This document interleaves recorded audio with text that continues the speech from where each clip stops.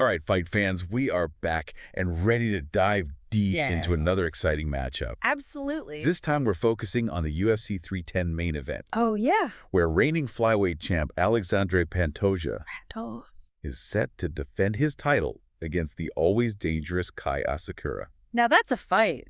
It is, and to make things even more interesting, Okay. we've got some incredible insights from Pantoja's own coach, Oh, wow. the one and only Marcus Perumpa Damata. Really gets you behind the scenes, you know? Exactly. This isn't just about who throws the first punch. Right. We're going to break down the preparation, the strategy, the mindset. The mental game is huge. Huge. And we're going to see what it takes to be a champion. I am ready. Me too. All right. So let's kick things off with something that really caught my eye in the interview. Right. Damata mentioned that Pantoja actually arrived in Vegas early. Vegas early. Yeah, to acclimate, to get used to the environment. Now, is that common for fighters? It's a good question. Yeah. I mean, you're talking about athletes who are traveling across time zones, so Yeah, the time zone's got to mess with you. for sure. Yeah. So I'm curious from your perspective, how much of an impact can that have? Oh, it's massive. It's massive. Yeah. Look, you can train all you want. Right. But if your body isn't adjusted to the new time zone, you're fighting an uphill battle. Makes sense. Your sleep's off, your hormones are out of whack, your reaction time could even be slower. Oh, wow. It can make a real difference. So by getting there early, Pantoja's basically giving himself every advantage. Exactly. He's setting himself up for success, letting his body get in sync with Vegas time. Smart. Now, here's something else that really jumped out at me from the interview with Damata. Yeah. He said that Pantoja is actually stronger now, Stronger. even though his weight is better than it was for his last fight. Oh, that's interesting. How is that even possible? Right, because you would think that to get stronger, you'd have to bulk up. Exactly. But he's managed to improve his strength while also staying lean. Must be some kind of secret training method. Well, it's not necessarily a secret, but it's definitely a testament to the science and the dedication Okay. behind his training camp. These guys are working with top-level coaches Right. who understand how to build strength without adding unnecessary mass. So what kind of training are we talking about? So from what I've read, they're incorporating a lot of plyometrics, Plyometrics. yeah, which are all about explosive movements. Oh, okay. Think box jumps, jump squats, that Yep. kind of thing. So power and speed. Exactly. And they're also doing a lot of isometric exercises. Isometric. Okay, I'm not familiar with those. So isometric exercises involve holding static positions. Ah, interesting. Yeah, like a wall sit or a plank. Oh, okay, yeah. And that actually helps build strength without a lot of movement. So you're building muscle but staying lean. Exactly. Ah, And it's all about maximizing his power to weight ratio. wow. That's really impressive. It is. And it's not just the physical training. Right. Damata also talked about Pantoja's popularity at American Top Team. ATT. One of the best gyms in the world. Exactly. And he even mentioned that Pantoja is popular with the cleaning staff. Wow, he must be a good guy. Yeah, it sounds like he's got a great attitude, and Yeah. that's got to contribute to the team spirit. Absolutely. Team spirit is huge in MMA. Because you're spending so much time with these people. Exactly.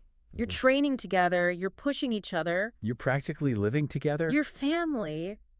And when you have that kind of support system, Right. it can really make a difference. Yeah, I mean, think about it. You're going through those grueling training sessions. Brutal. Brutal. And, you've got people in your corner who believe in you, Right. who are pushing you to be your best. That's got to make a huge difference mentally. Oh, absolutely. It's like having a whole team of cheerleaders. In a way. Yeah. And that mental strength can be just as important as the physical strength. No doubt about it. All right, so we've talked about the training, the environment. Right. Now let's get down to the nitty-gritty. Let's talk tactics. Let's talk about how Pantoja is going to handle Asakura's knockout power. Because, let's be real, Asakura is a dangerous striker. Oh, yeah. 13 of his 21 wins have come by knockout. 13 knockouts. That's a serious threat. Definitely. So how do you counter that? Well, Damata mentioned that they've been training with Kyoji Horiguchi. Horiguchi, he's fought Asakura twice. Exactly. And he knows Asakura's style better than almost anyone. That's a brilliant move. It's like having a secret weapon.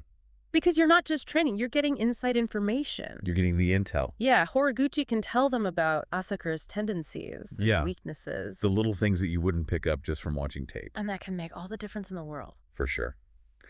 Now, here's where things get really interesting. Okay. Damata said something that I thought was kind of surprising. What's that?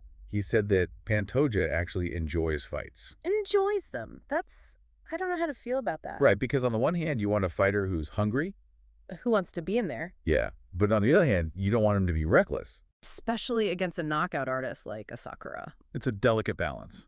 So how do you walk that line? Well, I think it comes down to discipline and trust. Trust in the game plan. Exactly.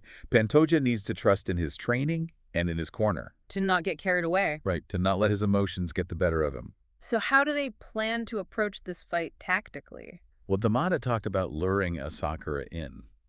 Luring him in.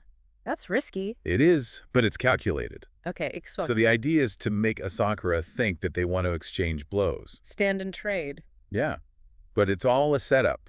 Okay, so bait him in. Exactly. Huh. And once Asakura commits to the attack, that's when Pantoja goes for the takedown. So use Asakura's aggression against him. Exactly. It's a classic jiu-jitsu strategy. But like you said, it's risky. If the takedown fails, Right. Pantoja could be in big trouble. Yeah, he'd be right in Asakura's striking range. And we know what Asakura can do with his hands. One shot could change the whole fight. It's a high-stakes gamble.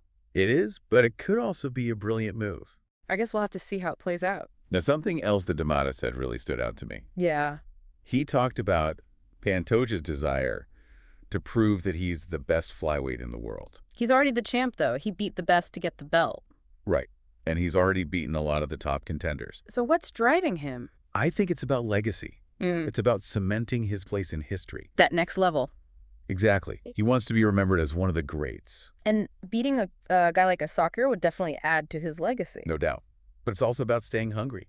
It's about never being satisfied. Always looking for the next challenge. Yeah, and Damata actually said that they welcome challenges from any promotion. Wow, that's a confident champion. It is. It shows that Pantoja isn't afraid of anyone. That's the mindset of a true champion. It is. So as we wrap things up here, Right. I'm curious, what stands out to you as the most intriguing aspect of this matchup? You know, for me, it's the clash of styles. You've Yeah. got Pantoja, the aggressive grappler, Yeah. who wants to take the fight to the ground. And then you've got Asakura, the explosive A striker. knockout artist. Exactly. It's a classic MMA matchup. And it makes for a very unpredictable fight. It does. So, given everything we've talked about, the training, the strategy, the mind games, Right. what's your prediction for this fight? Do you think it goes the distance? Man, that's a tough one. Both fighters have the ability to finish the fight, Yeah. but they're also both incredibly durable and skilled. Yeah. I think it really comes down to who can impose their style more effectively. Who can dictate the pace? Exactly. It's going to be a fascinating battle of wills. It is. So make sure you tune in to UFC 310 to see who comes out on top. This has been The Deep Dive. Deep dive. And as always, thanks for joining us. See you next time. See ya.